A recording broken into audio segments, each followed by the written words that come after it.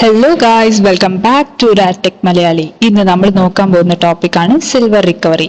Silver recovery എന്ന് വെച്ച് കഴിഞ്ഞാൽ നമ്മുടെ ഒരു പ്രോസസ്സാണ്. നമ്മുടെ എല്ലാ ഫിലിമിലും, എക്സ്റേ ഫിലിമിലും സിൽവർ ഉണ്ട് എന്ന് നമുക്കറിയാം. നമ്മൾ ഓട്ടോമാറ്റിക് ഫിലിം പ്രോസസ്സിംഗ് പഠിക്കുമ്പോഴും മാനുവൽ ഫിലിം പ്രോസസ്സിംഗ് പഠിക്കുമ്പോഴൊക്കെ നമ്മൾ പറയുന്നുണ്ട് സിൽവറിനെയാണ് നമ്മളിങ്ങനെ കൺവേർട്ട് ആക്കി ഇങ്ങനെ ഒരു ഫിലിം ഫോമിലേക്ക് നമ്മൾ കൊണ്ടുവരുന്നത്. അതിൻ്റെ സിൽവറിന് മാറ്റം സംഭവിക്കുമ്പോഴാണ് ഇങ്ങനെയൊക്കെ ആവുന്നത് നമ്മൾ പഠിക്കുന്നുണ്ട്. അപ്പോൾ ഈ സിൽവർ, ഈ ഫിലിമിന്റെ ഉള്ളിലുള്ള സിൽവർ, ചില സിൽവറൊക്കെ അൺഎക്സ്പോസ്ഡ് ആവാതെ അവിടെ ഫിലിമിൽ തന്നെ ഉണ്ടാവും. ആ ഫിലിമിനെ, അതായത് നമ്മുടെ ഓൾഡ് എക്സ്റേ ഫിലിമിലെ ഈ മെറ്റാലിക് സിൽവേഴ്സിനെ റീസൈക്കിൾ ചെയ്യുന്ന ആ ഒരു പ്രോസസ്സിനെയാണ് നമ്മൾ സിൽവർ റിക്കവറി എന്ന് പറയുന്നത്. ഓക്കെ, അപ്പൊ നമ്മളുടെ ഈ ടോപ്പിക്കിലേക്ക്, അതിന്റെ ഇൻട്രൊഡക്ഷനിലേക്ക് നമുക്ക് പോവാം. The x-ray film has a thin coating of silver compounds. അതായത് നമ്മൾ പറഞ്ഞു എക്സ്റേ ഫിലിം എന്ന് പറഞ്ഞു കഴിഞ്ഞാൽ സിൽവർ കോമ്പൗണ്ട്സും കൊണ്ട് നിറഞ്ഞിട്ടുള്ള ഒരു തിൻ കോട്ടിംഗ് ഉള്ളതാണ്.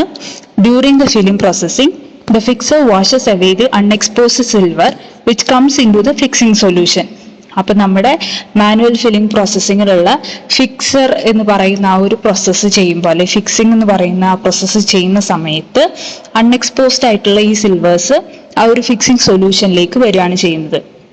അങ്ങനെ ഈ സിൽവർ ഒക്കെ നമ്മുടെ ഈ ഒരു ഫിക്സർ സൊല്യൂഷനിലേക്ക് ആയിക്കഴിഞ്ഞ് കഴിഞ്ഞാൽ ആ ഫിക്സറിന്റെ ഒരു സാച്ചുറേഷൻ ലെവലിലേക്ക് എത്തിക്കഴിഞ്ഞ് കഴിഞ്ഞാൽ ആ ഒരു ഇനി പിന്നീട് നമ്മൾ ചെയ്യുന്ന ഫിക്സിങ്ങിന്റെ ആ പ്രോസസ്സ് ഒന്നും കറക്റ്റ് ആയിട്ട് നമുക്ക് ചെയ്യാൻ വേണ്ടിയിട്ട് സാധിക്കില്ല. അപ്പൊ അങ്ങനെ സംഭവിക്കുന്ന സമയത്ത് ഫിക്സിംഗ് എന്ന് പറയുന്നത് നമുക്ക് അവിടെ സ്റ്റോപ്പിംഗ് ആവുകയാണ് ചെയ്യുക. ആ ഒരു ഫിക്സിംഗ് എന്ന് പറയുന്ന പ്രോസസ്സ് അവിടെ സ്റ്റോപ്പായി പോവുക. അതിന്റെ ആ കെമിക്കലിന്റെ ആ ഒരു പ്രവർത്തനം അവിടെ നമുക്ക്, ആ പ്രവർത്തന ശേഷി അവിടെ നഷ്ടപ്പെടുകയാണ് ചെയ്യുന്നത്. അപ്പോൾ the concentration of the silver നമ്മൾക്ക് ഇങ്ങനെ ഇടയ്ക്കിടയ്ക്ക് നമ്മൾ ചെക്ക് ചെയ്തുകൊണ്ടേയിരിക്കണം. അതിനുവേണ്ടി നമ്മൾ സിൽവർ എസ്റ്റിമേഷൻ പേപ്പർ നമ്മൾ യൂസ് ചെയ്യുന്നുണ്ട്.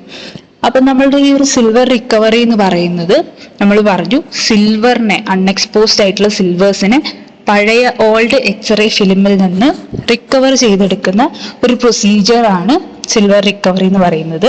അത് നമ്മൾ 3 മെത്തേഡ് യൂസ് ചെയ്തിട്ടാണ് ഇങ്ങനെ നമ്മൾ ഈ സിൽവറിനെ റിക്കവർ ചെയ്തെടുക്കുന്നത്. Chemical method, electrolysis method, metallic replacement method.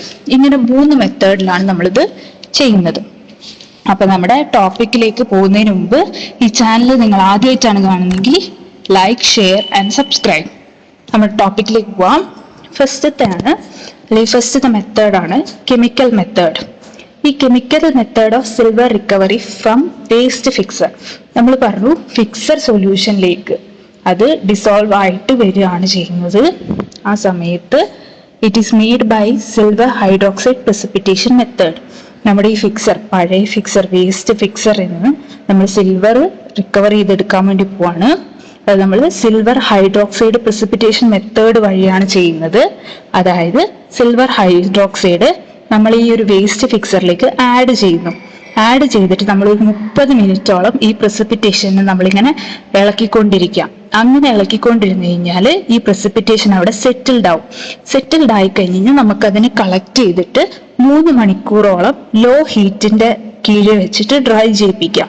അങ്ങനെ ഡ്രൈ ചെയ്ത ഈ സാമ്പിൾസിനെ നമ്മൾ ഒരു സെറാമിക് കണ്ടെയ്നറിലാക്കി ബോറാക്സ് കൂടെ വെച്ച് നമ്മൾ ഈ ഒരു എന്താ ചെയ്യുക, ഈ മിക്സ്ചറിനെ നമ്മൾ ഒരു സ്മെൽറ്റഡ് ആയിട്ടുള്ള ഒരു കണ്ടീഷനിലേക്ക് മാറ്റുന്നു.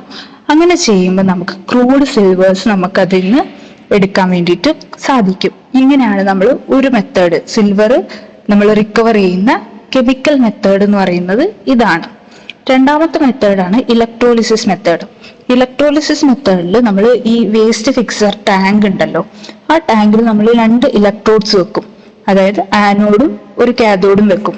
ആനോഡ് എന്ന് പറയുന്നത് കാർബണോ ഗ്രാഫൈറ്റോ ആയിരിക്കും. കാഥോഡ് എന്ന് പറയുന്നത് സ്റ്റെയിൻലെസ് സ്റ്റീൽ ഓർ അലോയി ആയിരിക്കും.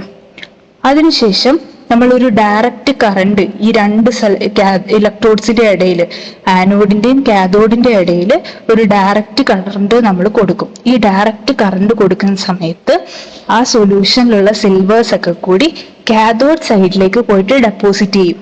അങ്ങനെയാണ് നമ്മുടെ ഇലക്ട്രോലിസിസ് മെത്തേഡ് നടക്കുന്നത്. ഇനി മൂന്നാമത്തെ മെത്തേഡാണ് മെറ്റാലിക് റീപ്ലേസ്മെന്റ് മെത്തേഡ്. ഈ മെത്തേഡിൽ നമുക്ക് ആ പേരിൽ തന്നെ മനസ്സിലാക്കാം, എന്തോ ഒരു കാര്യം റീപ്ലേസ്മെന്റ് ആണ് അവിടെ നടക്കുന്നത്. എന്താണ് നമുക്ക് നോക്കാം. ഈ മെത്തേഡിൽ iron exchange take place. Iron exchange ആണ് അവിടെ ടേക്ക് പ്ലേസ് ചെയ്യുന്നത്. അയൺ, സിങ്ക്, കോപ്പർ അങ്ങനത്തെ ആക്റ്റീവ് മെറ്റൽസ് ഒക്കെ നമ്മുടെ സിൽവറിനേക്കാളും ഭയങ്കര ആക്റ്റീവ് ആയിട്ടുള്ള മെറ്റൽസ് ആണ് ഈ അയൺ, സിങ്ക്, കോപ്പർ എന്നൊക്കെ പറയുന്നത്. അതുകൊണ്ട് ഇതിനെയൊക്കെ നമ്മൾ ബേസ് മെറ്റൽസ് എന്നാണ് വിളിക്കുക. ഈ ബേസ് മെറ്റൽസ് അവരുടെ അയൺസിനെ ഡൊണേറ്റ് ചെയ്തിട്ട് സിൽവർ അയൺസിനെ അക്സെപ്റ്റ് ചെയ്യും. അങ്ങനെ ഈ സിൽവർ എല്ലാം കൂടി പോയിട്ട് ബേസ് മെറ്റൽസിൽ ഡെപ്പോസിറ്റ് ആവും. അങ്ങനെ ആ ഒരു കാര്യത്തിന് അല്ലെങ്കിൽ ഈ ഒരു ഡെപ്പോസിഷൻ നടക്കുന്ന അല്ലെങ്കിൽ ഈ ഒരു എക്സ്ചേഞ്ച് നടക്കുന്ന ഈ ഒരു കാര്യത്തിന് നമ്മൾ സിൽവർ സ്ലഡ്ജ് എന്ന് പറയും. അപ്പൊ ഈ ഒരു മെത്തേഡാണ് മെറ്റാലിക് റീപ്ലേസ്മെന്റ് മെത്തേഡ് എന്ന് പറയുന്നത്. ഓക്കെ, അപ്പൊ നമ്മുടെ സിൽവർ റിക്കവറി എന്ന് പറയുന്ന ഈ ഒരു പ്രൊസീജിയർ നിങ്ങൾക്ക് മനസ്സിലായി എന്ന് വിചാരിക്കുന്നു. വേറെ ഒന്നുമില്ല, നമ്മുടെ പഴയ എക്സ്റേയിൽ നിന്ന് അൺഎക്സ്പോസ്ഡ് ആയിട്ടുള്ള സിൽവേഴ്സിനെ നമ്മൾ തിരിച്ച് വീണ്ടും നമുക്ക് റീയൂസ് ചെയ്യാൻ വേണ്ടിയിട്ട് പറ്റുന്ന ഒരു ഫോമിലേക്ക് കൊണ്ടുവരുന്ന പ്രോസസ്സുകളാണ് 3 മെത്തേഡ്സ് ആണുള്ളത്. ഇത്രയും കാര്യങ്ങളാണ് ഈ ഒരു ടോപ്പിക്കിൽ പറയാനുള്ളത്. അപ്പോൾ നിങ്ങൾക്ക് ടോപ്പിക് മനസ്സിലായി എന്ന് വിചാരിക്കുന്നു. എന്തെങ്കിലും ഡൗട്ട് കാര്യങ്ങളുണ്ടെങ്കിൽ കമന്റ് ചെയ്യുക. Okay, thank you.